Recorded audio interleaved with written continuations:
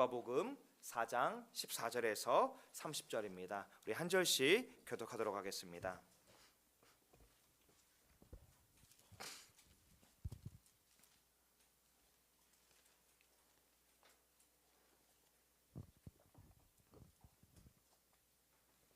누가복음 4장 14절에서 30절입니다. 제가 가진 성경으로는 신약성경 93쪽에 있습니다. 머리 위에 보면 성경책 머리 위에 숫자가 적혀 있습니다. 누가복음 4장 14절에서 30절까지 한 절씩 교독하겠습니다. 제가 먼저 14절 읽어 올리겠습니다.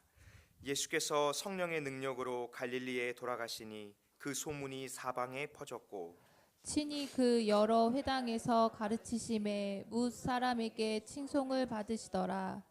예수께서 그 자라나신 곳 나사렛에 이르사 안식일에 늘 하시던 대로 회당에 들어가사 성경을 읽으려고 서심해 선지자 이사야의 글을 들이거늘 책을 펴서 이렇게 기록된 데를 찾으시니 곧 주의 성령이 내게 임하셨으니 이는 가난한 자에게 복음을 전하게 하시려고 내게 기름을 부으시고 나를 보내사 포로된 자에게 자유를 눈먼 자에게 다시 보게 함을 전파하며 눌린 자를 자유롭게 하고 주의 은혜의 해를 전파하게 하려 하심이라 하였더라.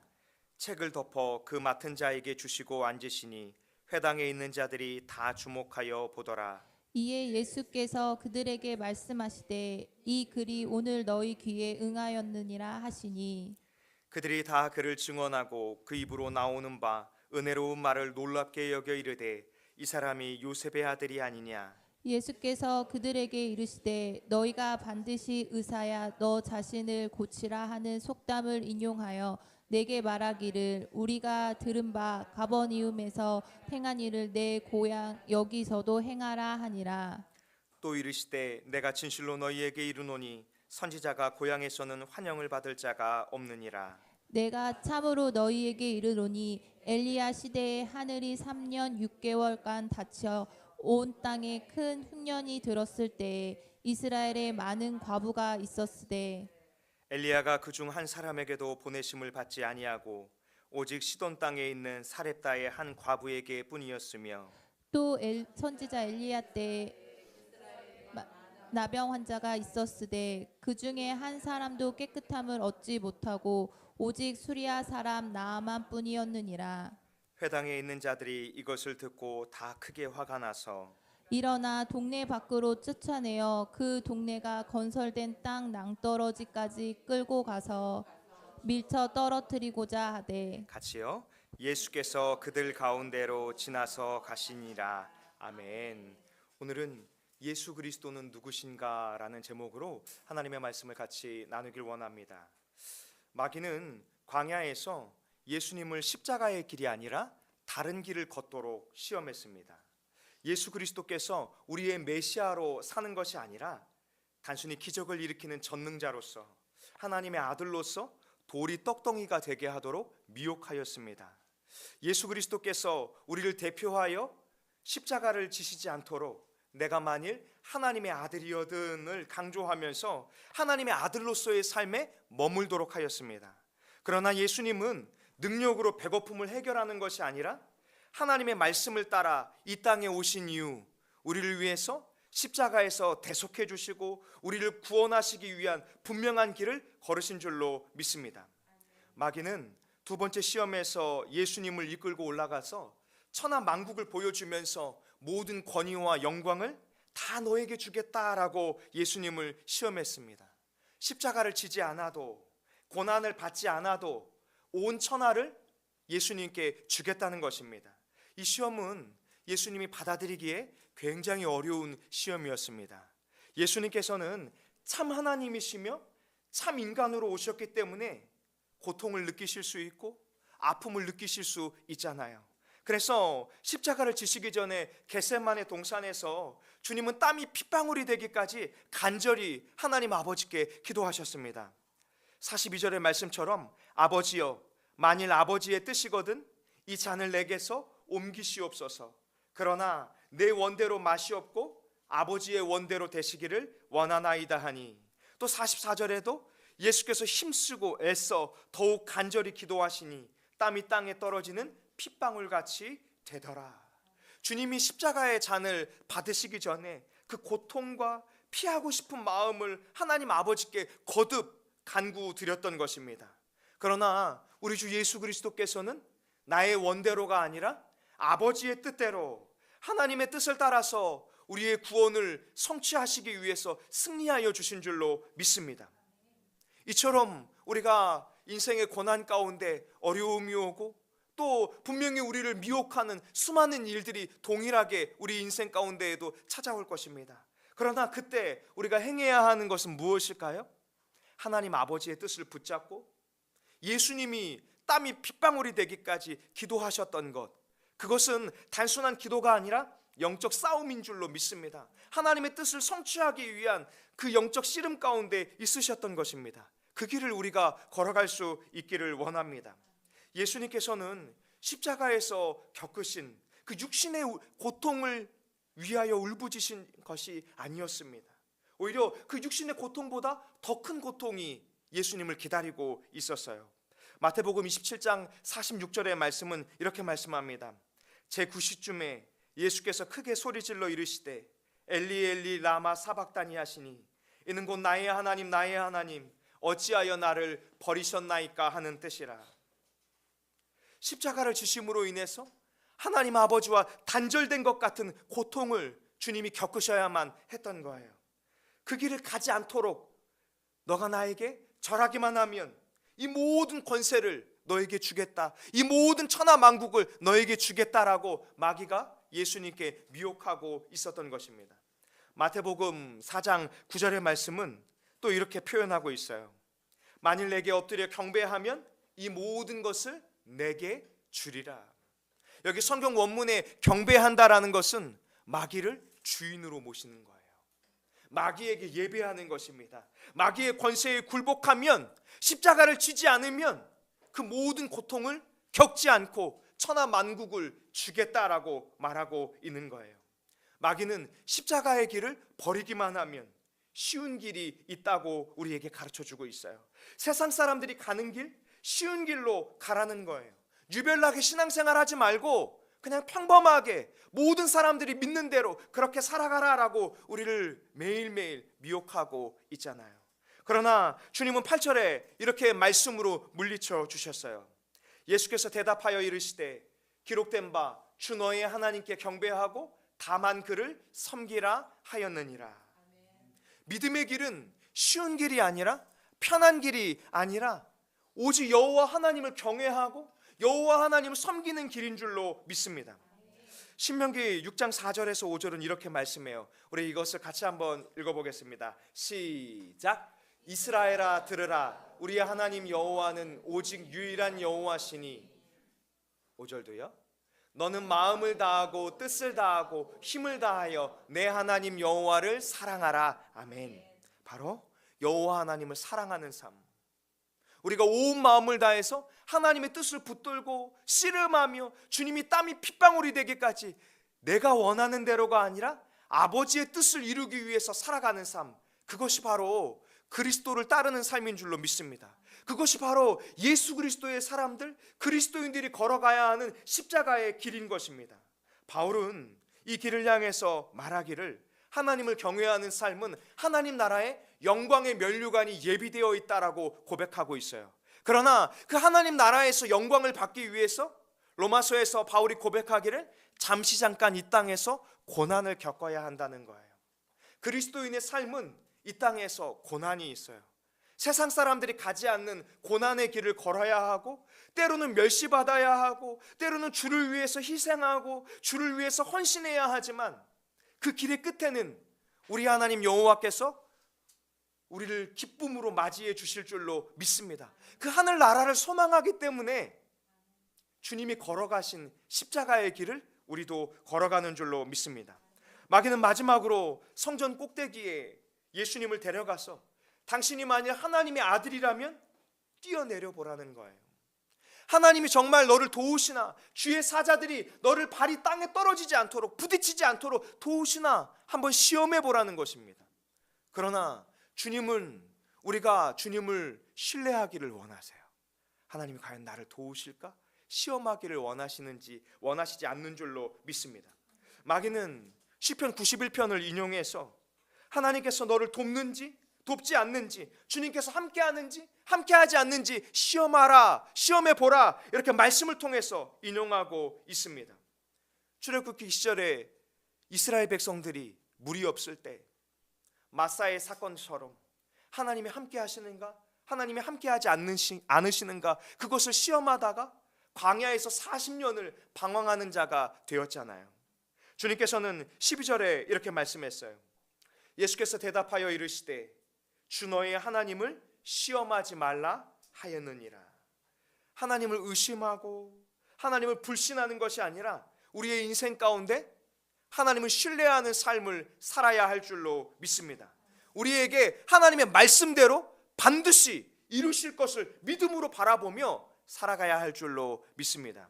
오늘 누가복음 4장 13절부터 또 30절에 이르는 말씀 가운데에는 나에게 예수 그리스도가 누구신가를 묻고 계십니다. 우리의 인생 가운데에서 예수 그리스도가 좋은 말씀을 주시는 분, 나의 마음을 위로해 주는 분, 나의 기도에 응답해 주는 분으로 머물러 있다면 우리는 어쩌면 예수 그리스도가 누구인지를 참된 눈을 떠서 바라보지 못하는 것인 줄도 모릅니다. 13절은 마귀가 시험을 다한 후에 얼마 동안 떠났다라고 기록하고 있어요. 십자가의 길을 다 마치실 때까지 마귀는 지속적으로 사람들을 통해서, 환경을 통해서 예수 그리스도를 미혹하고 십자가의 길을 막으려고 할 것입니다. 그러나 14절에 보면 마귀의 시험 후에 예수님께서 성령의 능력으로 갈릴리로 돌아가셨다라고 기록하고 있어요. 누가는 의도적으로 오늘 4장의 말씀을 통틀어서 시작하면서도 성령의 충만함을 입으셨다라고 기록하고 있고요, 또 성령에 이끌려서 마귀에게 시험을 받으셨다라고 기록하고 있고, 오늘 시험을 마친 후에도 성령의 능력으로 예수님께서 갈릴리로 가셨다라고 강조하고 있어요. 바로 예수님께서 세례 받으실 때에도 성령이 비둘기와 같이 임하셔서 하나님의 아들이며 하나님의 기뻐하는 자임을 확증해 주셨던 것처럼 예수님께서 성령의 인도하심을 따라 하나님의 뜻을 이루어가고 계심을 보여주고 있는 것입니다. 그 이유에 대해서 베드로의 고백 가운데 찾아볼 수 있는데요, 누가복음 9장 18절에서 20절의 말씀인데요, 우리 같이 한번 읽어보도록 하겠습니다. 읽겠습니다. 시작. 예수께서 따로 기도하실 때 제자들이 주와 함께 있더니 물어 이르시되 무리가 나를 누구라고 하느냐? 대답하여 이르되 세례 요한이라 하고 더러는 엘리야라, 더러는 옛 선지자 중에 한 사람이 살아났다 하나이다. 예수께서 이르시되 너희는 나를 누구라 하느냐? 베드로가 대답하여 이르되 하나님의 그리스도 신이이다 하니 아멘. 베드로의 고백처럼 누가는 지금 성령에 이끌리시는 하나님의 그리스도 되시는 예수 그리스도를 고백하고 있는 줄로 믿습니다. 예수님께서 성령의 능력으로 돌아가신 곳, 그러나 갈릴리는 예수님의 고향이었고 그들은 예수님을 하나님의 독생자로, 메시아로 바라보지 못했어요. 예수님에 대한 소문이 갈릴리 사방에 퍼졌지만 하나님의 능력에 힘입어서 말씀을 선포하시는 예수 그리스도, 성령에 이끌리시는 예수 그리스도, 성령의 능력으로 행하시는 예수 그리스도에 대한 소문이 갈릴리와 또 나사렛에 퍼졌지만 그들은 예수 그리스도를 온전히 바라보지 못했어요. 예수님께서 여러 회당에서 가르치실 때 사람들은 예수님의 능력을 보고 싶어는 하였지만, 예수님의 능력을 칭송하고자 하였지만 진실로 메시아로서의 칭송이 아니라 나에게 능력을 베푸는 선지자, 혹은 저가 엘리야가 아닌가? 저가 죽었다가 살아난 또 다른 선지자가 아닌가? 그렇게 예수님을 메시아로 바라보지 못하고 있는 것입니다. 16절은 이렇게 말씀하고 있는데요, 제가 한번 16절을 읽어 올리겠습니다. 예수께서 그 자라나신 곳 나사렛에 이르사 안식일에 늘 하시던 대로 회당에 들어가사 성경을 읽으려고 서심해. 그 자라나신 곳에서 안식일에 행하시던 대로 회당에 들어가서 성경을 읽는 사건을 통해서 주님은 메시아가 이 땅에 오셨음을 가르쳐주고 싶으셨는데요, 그들은 단지 뛰어난 선생이 나에게 말씀을 가르쳐 주는구나로 머물러 있는 것입니다. 이 말씀은 오늘 이 말씀을 시작하면서 우리에게 동일하게 묻고 있어요. 나에게 예수 그리스도는 어떤 분인가? 유대인들처럼은 아닐지라도 내가 입술로 예수님을 고백하기만 하면 나에게 죽음 이후의 삶을 보장해 주는 단순히 좋은 분인가? 아니면 내가 예수님의 이름으로 기도하기만 하면 내 인생의 기적을 체험하고 내 인생의 문제가 응답받기 위해서 따르는 예수 그리스도인가? 내 마음에 위로를 주고 내 인생에 좋은 말씀을 주는 좋은 선지자로 머물러 있는 것은 아닌가? 이렇게 묻고 있는 것입니다. 예수님께서 회당에 들어가서 유대인의 규례를 따라서 성경을 읽으려고 하실 때 그 성경을 맡은 자가 이사야의 글을 예수님께 주었습니다. 예수님께서 이사야의 글 중에 기록된 말씀을 이 두루마리를 펴서 찾아보기 시작하셨어요. 그리고 누가복음 4장 18절 19절의 말씀에 인용된 이사야의 말씀을 읽으십니다. 같이 한번 읽어보겠습니다. 시작. 주의 성령이 내게 임하셨으니 이는 가난한 자에게 복음을 전하게 하시려고 내게 기름을 부으시고 나를 보내사 포로된 자에게 자유를 눈먼 자에게 다시 보게 함을 전파하며 눌린 자를 자유롭게 하고 주의 은혜의 해를 전파하게 하려 하심이라 하였더라. 아멘. 이사야 선지자의 말씀 가운데에는 여호와께서 내게 기름을 부으셨다, 내가 그리스도이다라고 지금 선포하고 계시는 것입니다. 나에게 아름다운 소식을 전하게 하려고 하셨다는 말씀처럼 하나님의 성령이 임하셨고 그 어떤 것으로도 우리의 심령의 공허함을 채울 수 없는 이 마음 가운데 복음을 전하게 해주시려고 보내주셨다라고 가르쳐주고 계신 것입니다. 그런데 유대인들은 예수님을 주목하여 보는데 아직 예수님의 말씀을 이해하지 못하고 있습니다. 예수님께서 책을 덮자마자 유대인들은 예수님이 어떻게 이 말씀을 풀 것인가, 또 이 말씀을 통해서 나를 어떻게 회복해 줄 것인가, 나에게 가버나움과 같은 어떤 능력을 베풀어 줄 것인가를 바라보고 있는데 오히려 그들의 고백은 22절의 말씀이었어요. 이 사람은 요셉의 아들이 아니냐. 여전히 하나님의 말씀을 선포하고 계시는 독생자 예수 그리스도를 영적인 눈을 떠서 바라보지 못하는 거예요. 갈릴리 나사렛이 어떤 곳입니까? 예수님이 어려서부터 자라셨던 곳이잖아요. 그러니 그들의 시선에서는 예수님이 메시아가 아니라 요셉의 아들인 거예요. 너 목수의 아들이 아니냐? 너도 목수이지 않았냐? 너는 이 요셉의 아들이지 않냐? 그렇게 영적인 눈이 뜨이지 못해서 깨닫지 못하고 있는 것입니다. 예수님께서 성령을 받고 기름 부음을 받은 메시아로서 하나님의 말씀이 실현되었다라고 고백하고 있는데 그것을 바라보지 못하고 주님이 이 눈먼 자들을 깨우치기 위해서 오셨다고 말씀하고 있는데 바라보지 못하고 있는 것입니다. 누가복음 19장에 보면 우리가 잘 알고 있는 삭개오 사건이 나오잖아요. 예수님께서 여리고로 들어가십니다.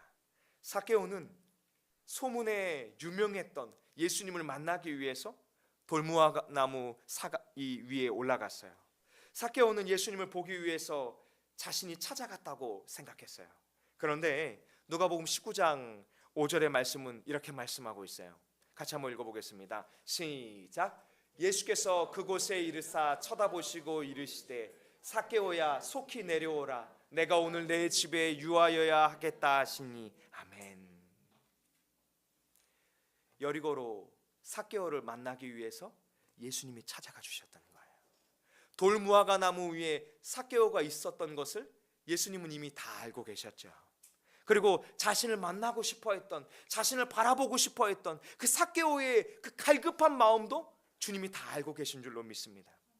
아무리 돈이 많아도, 아무리 세리장으로서 이스라엘 백성들을 학대하고 권세가 많을지라도 그를 채울 수 없었던 그 갈급한 마음 가운데 주님이 말씀하시기를 삭개오야 속히 오라, 오늘 내가 너희 집에 유하여야 하겠다.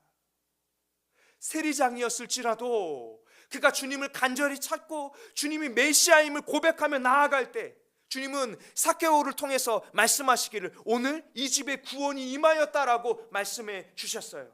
스스로 회복할 수 없는 삭개오를 주님이 이사야 61장의 말씀처럼 찾아오셔서 너와 함께 하겠다라고 말씀하고 있는데 그 삭개오는 그 말씀을 받아들이고 그의 삶의 변화가 일어나고 예수가 나의 구주임을 고백하고 있는데, 오늘 말씀을 다 알고 있다고 말하고 있는 이 유대인들은 예수님을 메시아로 바라보지 못하고 있는 것입니다. 23절의 말씀인데요, 제가 한번 읽어 올리겠습니다. 예수께서 그들에게 이르시되 너희가 반드시 의사야 너 자신을 고치라 하는 속담을 인용하여 내게 말하기를 우리가 들은 바 가버나움에서 행한 일을 내 고향 여기서도 행하라 하리라. 주의 말씀에 놀랐고 주님의 기적을 경험하고 그 소문을 들었지만 주님을 따르지 않는 수많은 무리들이 있었던 것입니다. 오늘 여기 있는 회당의 무리들과 같이요, 주님을 통해서 기적을 보고 싶고 놀라운 말씀을 깨닫고는 싶지만 예수가 나의 그리스도요, 하나님의 독생자요, 나의 구원자임을 고백하지 않고 있는 것입니다. 그들은 스스로를 아브라함의 자손이요, 하나님의 선민이요, 하나님의 백성이라 여겼지만 하나님의 아들을 깨닫지 못하고 있는 거예요. 그들을 회복하기 위해서 오신 예수 그리스도를 알아보지 못했던 것입니다. 그 이유가 무엇일까요? 그들이 원하는 메시아가 아니었던 거예요.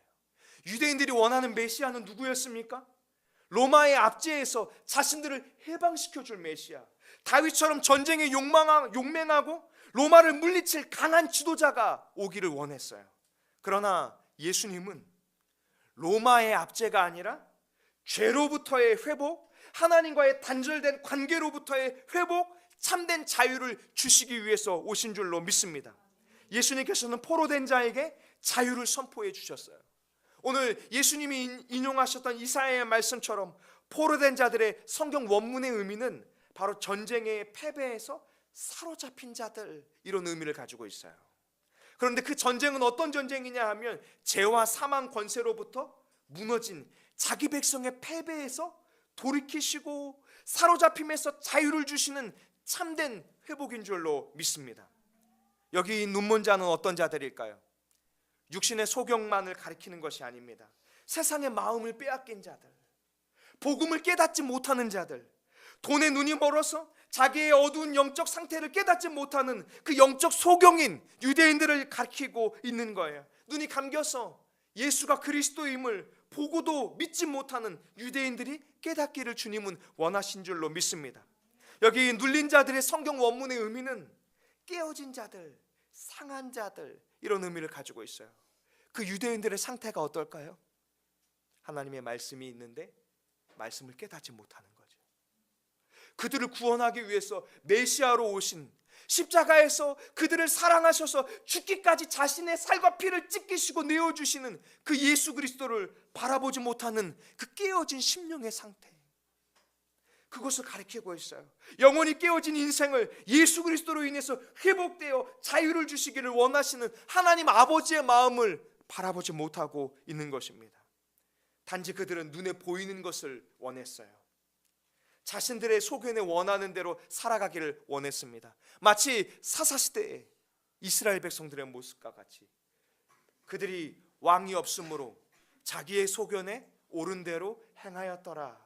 여기 이 왕이 무엇입니까? 사사시대는 원래 왕이 없었잖아요. 여호와를 왕으로 모시지 않았던 거죠. 하나님의 뜻이 아니라 자신의 소견에 옳은 대로 행하느라 하나님의 말씀이 성취되는 것도 깨닫지 못하고 하나님의 독생자가 오시는 것도 깨닫지 못하고 있는 것입니다. 24절에 주님은 이렇게 말씀하세요. 같이 읽겠습니다. 시작. 또 이르시되 내가 진실로 너희에게 이르노니 선지자가 고향에서는 환영을 받는 자가 없느니라. 아멘. 왜 환영을 받지 못하실까요? 환영을 받지 못하는 유대인들의 결과는 어떻게 되었을까요? 예수님께서는 그들을 향해서 말씀해 주시기를 너희가 엘리야와 엘리사의 때를 기억하지 못하느냐 묻고 계세요. 여러분, 이스라엘 백성들 가운데 엘리야와 엘리사의 때가 어떤 때일까요? 바알과 아세라가 흥행하던 때, 여호와 하나님을 주인으로 모시지 않던 때, 하나님 앞에 우상을 숭배하고 범죄하고 하나님과의 관계가 멀어졌던 그때를 지금 예수님께서 가리키고 있는 거예요. 너희가 그때와 같이 여호와 하나님의 말씀을 깨닫지 못하고 여호와 하나님을 바라보지 못하고 예수 그리스도를 바라보지 못하는 것 아니냐, 영적으로 어둡고 혼란한 가운데 있는 것 아니냐, 이것을 묻고 있는 것입니다. 3년 6개월간 비가 내리지 않고 땅에 흉년이 임했을 때 이스라엘 백성들 가운데에도 많은 과부들이 있었어요. 그런데 주님은 말씀하시기를 이스라엘 중에 한 사람에게도 보냄을 받지 않고 오직 시돈에 있는 사렙다 과부에게만 엘리야가 보냄을 받은 이유가 무엇인가? 하나님의 은혜가 사렙다 과부에게만 임한 것이 무엇인가를 유대인들에게 묻고 있는 것입니다. 또 엘리사의 때 이스라엘에 많은 나병 환자가 있었지만 오직 수리아 사람 나아만을 고치신 이유가 무엇인가? 유대인들에게 묻고 있는 것입니다. 바로 그들이 하나님을 경외하지 않았기 때문입니다. 하나님의 말씀대로 살지 않았기 때문에 당연히 이스라엘 백성들에게 임해야 할 하나님의 은혜가 이제 사렙다 과부에게 나아만 장군에게 임했던 것입니다. 이 말씀을 예수님이 하신 이유가 무엇일까요? 유대인들에게 은혜가 임해야 하는데 지금 그 은혜가 어디로 흘러가고 있다는 거예요? 이방인들을 향해 흘러가고 있다는 거예요. 누가복음을 통해서 의도적으로 주님이 이 복음이 너희가 생각하는 선민 아브라함의 육신적 혈통의 자손들에게만 머무는 것이 아니라 이제 천하 만민에게 여호와를 경외하고 여호와의 독생자 예수 그리스도를 경외하는 그 천하 만민에게 임할 것을 선포하고 있는 것입니다. 그 하나님의 은혜가 하나님을 바라보는 자들에게 임할 것이다라고 선포하고 있는 거예요. 이 회개의 말씀이 선포되었을 때 그들의 반응은 어떻게 돼야 할까요? 세례 요한의 때에 요한이 회개의 복음을 선포했을 때 수많은 사람들은 요한이여 우리가 어떻게 해야 하나이까 이런 고백을 했었잖아요. 이들도 예수여 내가 어떻게 해야 하나이까 예수님의 발 앞에 무릎 꿇고 돌이켜야 하는데 오히려 그런 것이 아니었어요. 28절 29절의 말씀을 제가 읽어 올리겠습니다. 회당에 있는 자들이 이것을 듣고 다 크게 화가 나서 일어나 동네 밖으로 쫓아내어 그 동네가 건설된 산 낭떠러지까지 끌고 가서 밀쳐 떨어뜨리고자 하겠다. 예수 그리스도를 여전히 메시아로 바라보지 못하고 자신들의 신앙을 업신여긴다고 생각했던 예수 그리스도를 이 산 낭떠러지까지 끌고 가서 밀쳐 떨어뜨려 죽이려고 하는 것입니다. 마치 스데반 집사님이 복음을 선포하는데 그 스데반 집사님을 돌로 쳐 죽였던 것처럼 그런 일들이 지금 유대인들 가운데 일어나고 있는 거예요. 수많은 하나님의 종들이 돌이켜라, 수많은 하나님의 선지자들이 돌이켜라 말씀을 선포하여 보냄을 받았는데 그 종들을 죽였던 예수님의 비유와 같이 이제 그 농부의 주인의 아들과 같은 예수 그리스도께서 하나님의 아들로서 이 땅에 오셨는데 유대인들은 여전히 무엇을 하고 있는 것입니까? 그 아들마저 죽이려고 하고 있는 것입니다. 30절은 이렇게 말씀해요. 예수께서 그들 가운데로 지나서 가시더라. 여러분 그들이 조롱했던 갈릴리 나사렛 유대인들이 조롱했던 그 지역에서는 복음을 받아들인 역사가 쉬이 보이지 않습니다. 오히려 그들은 말씀처럼 너가 가버나움에서 일으켰던 그 역사를 일으켜보라 23절에 조롱했잖아요. 너가 의사냐?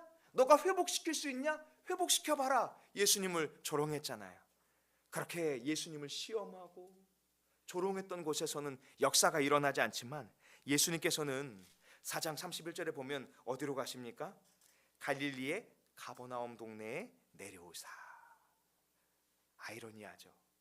그들이 나사렛 사람들이 가버나움에 베푼 그 역사를 일으켜보라 조롱하고 있는데 오히려 주님은 그 가버나움에 가서 귀신 들린 자를 회복시키시고 하나님의 독생자이신 메시아로서의 역사를 보여주고 계신 거예요. 그러면서 잃어버린 영혼들을 구원하고 계시는 것입니다. 사랑하는 다산동행교회 믿음의 식구들이요, 유대인들이 아무리 예수를 믿지 않으려 할지라도 예수를 시험하려고 할지라도 하나님의 뜻인 하나님의 독생자 예수 그리스도를 통한 십자가 구원은 반드시 성취될 줄로 믿습니다. 우리는 그것을 이미 알고 있잖아요. 우리가 주님을 경외하고 주님을 나의 주인이요 나의 구원자요 나의 삶을 주님께 맡기며 주님을 신뢰하며 살아갈 때 주님은 우리의 인생 가운데에도 동일한 은혜를 베풀어 주실 것입니다. 그러나 우리가 종교적인 신앙에 머물러 있다면, 습관을 따라 신앙을 살아가고자 하며 예수가 참된 메시아임을, 예수가 나의 구원자여 나의 주인됨을 바라보지 못한다면 어쩌면 유대인들처럼 우리의 곁을 지나가고 우리가 받을 은혜의 때를 누리지 못하게 될지도 모릅니다. 바라옵기는 한 주간 이 말씀을 붙들면서 주여, 주님이 나의 주인이십니다. 예수 그리스도가 나의 구원자십니다. 내 인생이 주님의 것이고 내 인생을 주님이 책임져 주실 것이고 내 인생을 주님이 인도하여 주실 것입니다라고 믿음으로 주님을 신뢰하며 살아갈 수 있는 저와 우리 다산 동행교회 믿음의 식구들이 되기를 원합니다. 기도하겠습니다.